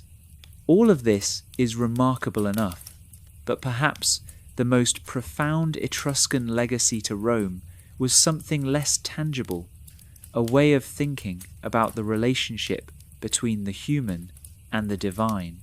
The Etruscan discipline, that body of knowledge about how to read divine messages in the world, gave Rome a framework for understanding the relationship between power and the sacred that persisted throughout the Republic and well into the Empire. Roman magistrates consulted haruspices before battles. Roman generals read the entrails of sacrificed animals before campaigns. The Roman augurs, who read the flight of birds to determine the will of the gods, were practicing a Roman version of a tradition that had Etruscan foundations. The very idea that political power required divine sanction, that the legitimacy of human authority was tied to its alignment with divine will, was something the Romans inherited, at least partly, from their Etruscan predecessors. The Etruscan doctrine of secula, those bounded ages of civilization, also left traces in Roman thought. The Roman concept of the secular games, held once every century or so to mark the completion of an age, was influenced by Etruscan ideas about the cyclical nature of time. And the Sibylline books, the collection of oracular utterances kept at Rome and consulted in times of crisis, were according to tradition purchased from a Sibyl of Cumae, a site in Campania strongly connected to Etruscan cultural influence. But as the centuries passed and Rome grew greater and greater, the Etruscan sources of all these things became increasingly obscure. The Romans knew, intellectually, that many of their institutions had Etruscan roots. They knew it the way you might know that a word in your language was borrowed from another language as a fact, not as a living connection. The Etruscans had become historical. The last significant historical reference to the Etruscan language as a living tongue comes from the 1st century of the Common Era. The Emperor Claudius, who was a serious antiquarian and wrote a history of the Etruscans, a history that has not survived, apparently still knew people who could speak Etruscan. By the 2nd century of the Common Era, The language was probably dead everywhere, except possibly in a few remote or conservative communities. The Etruscan cities themselves became Roman cities. Cerveteri became Caere. Tarquinia became Tarquinia, the name stuck. Chiusi became Clusium, then Chiusi again. Cortona, Arezzo, Volterra, Populonia all continued as Roman towns, their Etruscan names preserved in Roman mouths, their Etruscan populations gradually blending into the broader Italian-Roman world through intermarriage, language shift, and the absorption of Roman culture. And the tombs remained, the painted tombs of Tarquinia, the tumulus tombs of Cerveteri, the rock-cut tombs of Blera and Norcia and San Giuliano, where entire necropolies were carved from the living tufa, where roads and stairways and carved facades create a world that is partly natural rock and partly human architecture, so intertwined that it is impossible to say where one ends and the other begins. These tombs remained sealed and silent through the centuries, through the fall of Rome, through the long centuries of the medieval period, through the Renaissance, through the agricultural transformations of the early modern era, sealed and silent while the world above them changed beyond recognition, while empires rose and fell and languages evolved and cities were built and burned and rebuilt. The painted banquets continued in the dark. The dancers continued to dance.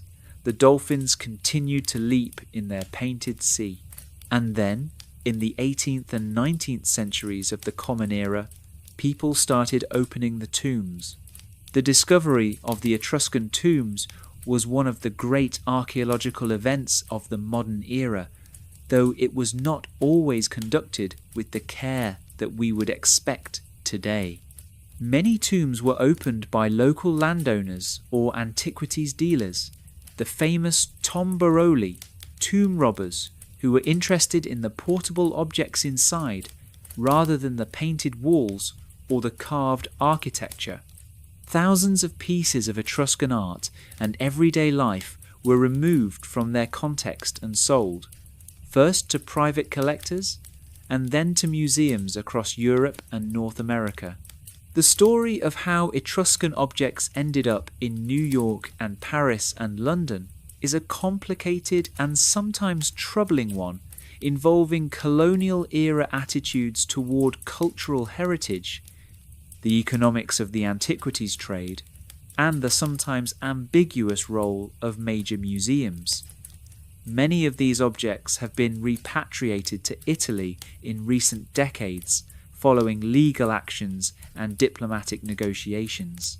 But the broader cultural effect of these discoveries was profound. The Etruscans entered the modern imagination as a lost civilization of beauty and mystery, a people who seemed to live with unusual joy and unusual engagement with life, whose painted tombs showed a world that was richer and more colourful and more humanly warm than the marble severity of Rome. Writers and artists were captivated. The English writer D.H. Lawrence visited the Etruscan tombs in the 1920s of the Common Era and wrote about the experience in a book called Etruscan Places, in which he contrasted what he saw as the vital, sensory, earth-connected spirit of the Etruscans with the abstract, mechanical spirit of modern industrial civilization. Whether or not his interpretation of the Etruscans was historically accurate, and it was often more poetic than scholarly, he captured something that many people feel when they encounter Etruscan art. A sense of being looked at by people who were genuinely alive, genuinely present in their bodies and their world. There is a bronze sculpture from Etruria, probably of the 5th or 4th century before the Common Era, known as the arringator, the orator. It shows a man in middle age, standing with his right arm extended in the gesture of a public speaker addressing a crowd. He wears a toga. His face is individualized. This is not an idealized type, but a specific person with a specific face, with something in his expression that suggests he is about to say something he means. His name is inscribed on the hem of his toga, Ole Metelli, Aulus Metellus in Latin, a man of Etruscan descent bearing a Romanized name, speaking in the Roman manner, wearing the Roman toga, and yet still claiming his Etruscan identity in the inscription. He is the very image of the Etruscan sunset, not a sudden extinguishing, but a gradual merging, a fading into something new while still insisting quietly on a name. Ole Metelli, standing in the Museo Archeologico in Florence, arm extended, still speaking. Consider gladiatorial combat. The origin of gladiatorial games, one of the defining institutions of Roman entertainment culture, one of the most recognizable things about Rome in the popular imagination, is Etruscan. The earliest depictions of armed combat as a ritual accompaniment to funerary ceremonies come from Etruscan art. At Tarquinia, in some of the tomb paintings, you can see pairs of armed fighters engaged in combat, watched by a presiding figure. The context is clearly ceremonial, connected to the funeral rites of an important person.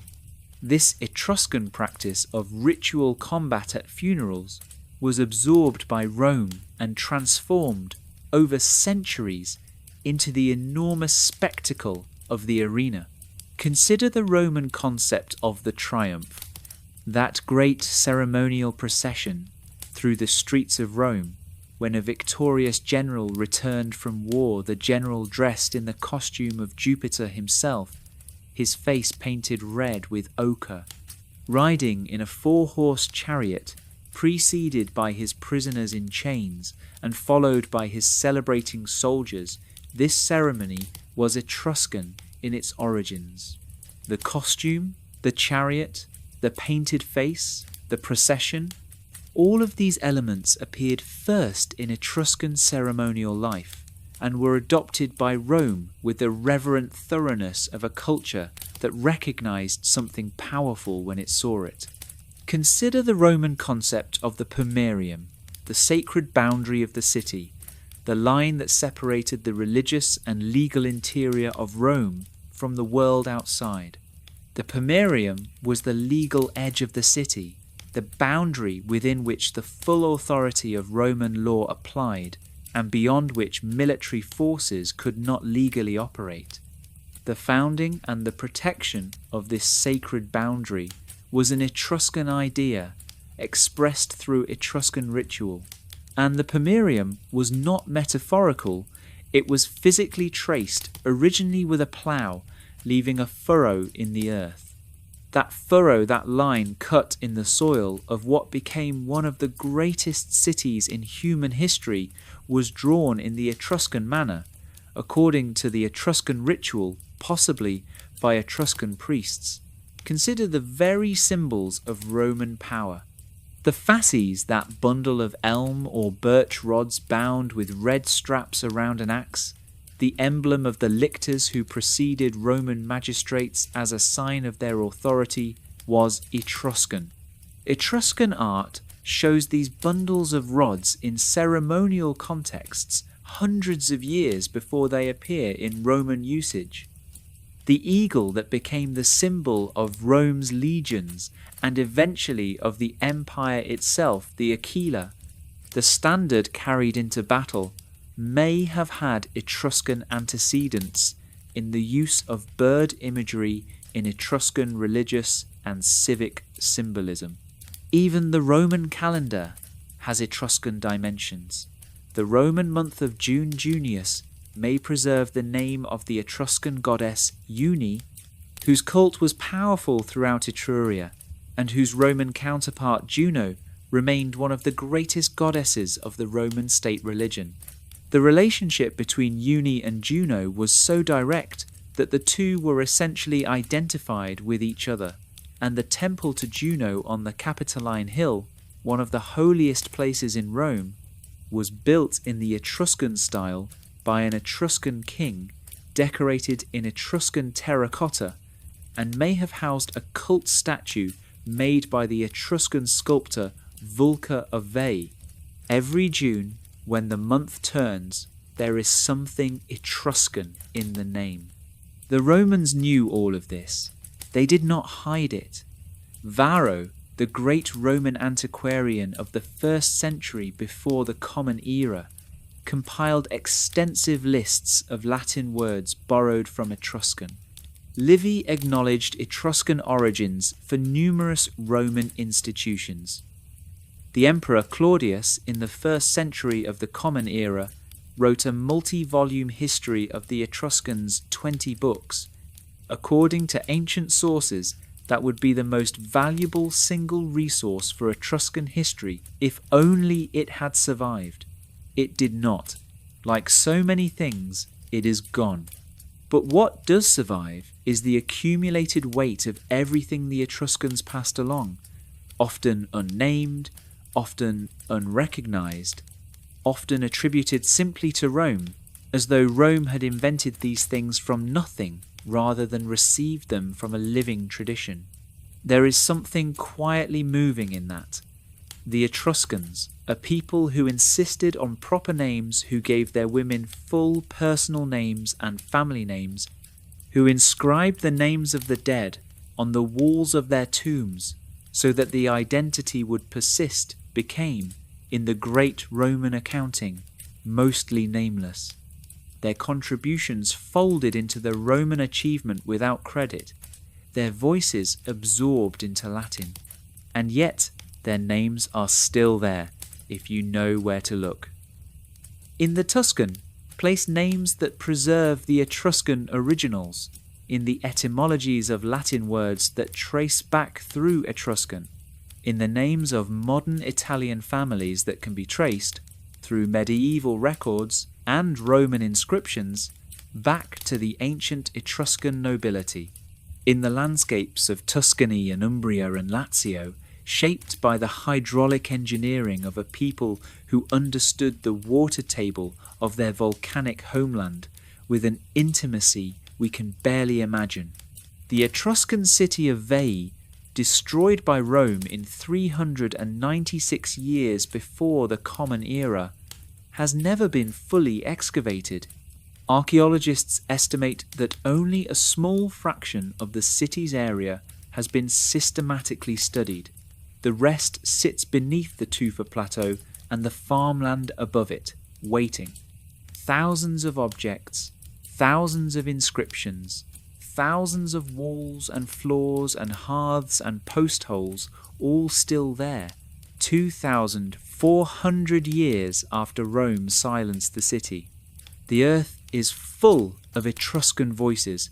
We simply have not yet found the way to hear them all. This is the condition of Etruscan history, and it is, in a strange way, a comfort. The story is not over. Every year, archaeologists announce new discoveries, a new tomb, a new inscription, a new object that fills a gap in our understanding. The survey work using airborne laser scanning to detect buried structures beneath the surface technology that was not available to previous generations of archaeologists is revealing new sites and new features with a rapidity that would have astonished the scholars of even 50 years ago. The genetic studies are rewriting the story of Etruscan origins. The ongoing work of scholars on the Etruscan corpus of inscriptions is slowly, word by word, expanding our knowledge of the language. Somewhere in the earth beneath a Tuscan olive grove, there may be an intact Etruscan tomb that has not been opened since it was sealed 2,500 years ago. Somewhere in a tufa cliff above a river valley, there may be an inscription that will answer one of the questions that has occupied scholars for a century. Somewhere in a museum's storeroom, a piece of pottery labelled with an accession number and a date may be waiting for someone to recognise what it says. The Etruscans are not finished speaking, they are simply between sentences. And now I want to take you, in these final minutes of our long journey together, to the Tuscan countryside. It is late afternoon. The light is doing that particular Mediterranean thing that happens in the hour before sunset, when it turns from white to amber and the shadows lengthen and everything becomes simultaneously more vivid and more gentle. The hills roll softly, one into the next. The oak forests are dark and cool.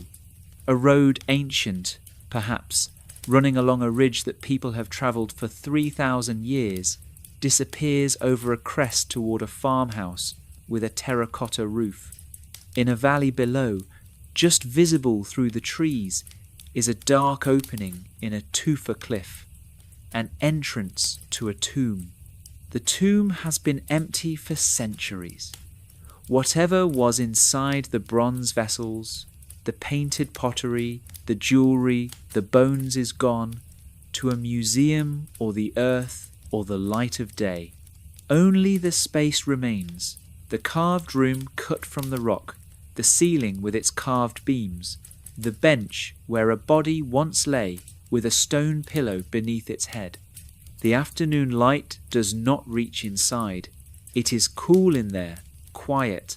The air smells of stone and moisture and something older, something that has no name. Outside, a bird calls from the oak trees. The light shifts and the shadows move. A lizard runs across the tufa, pauses, is gone. Here, right here, on this hillside, 2,500 years ago, people lived. They cut this stone with iron tools and painted their walls with ochre and blue, and they sat together at long tables and listened to the sound of pipes and watched the stars and read the liver of a sacrificed sheep and carved names into stone and made gold jewellery of impossible delicacy and taught their children the names of the gods and buried their dead in houses carved to look like home. They were here. They are still here, in a sense, in the stones, in the names, in the arch above a Roman door, in the letters of the alphabet, in the word Tuscany, in the quiet of a hillside at dusk, in the most beautiful landscape in Europe, which was already, long before it became famous for wine and art and olive oil and beauty, the heartland of a people who understood, without being told, that life was worth painting. The Etruscans are gone, and they are not gone. They are somewhere in the foundations of everything we call Western civilization, quiet and deep, like groundwater beneath a city that was built above them by people who learned from them and forgot that they had learned, and who are themselves now long in the earth.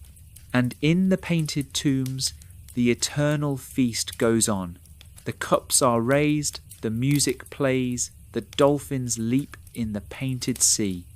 A couple reclines on a cushioned couch, talking quietly, their faces turned toward each other, their expressions calm and warm and private. The lamp flame bends in a breath of air, and the darkness holds them gently for as long as there are eyes to look. Thank you for joining me tonight on Sleepless History. I hope this journey through the ancient world of Etruria has given your mind something slow and beautiful to rest against. If you enjoyed this episode, please consider leaving a comment or sharing the channel with someone else who might find comfort in the long, unhurried currents of history. Next time, we may go somewhere else entirely, another hidden corner of the ancient world, another people who deserve more than a footnote, another story told at the pace of falling asleep. Until then, rest well. The world has been here a very long time. It will still be here in the morning. Good night.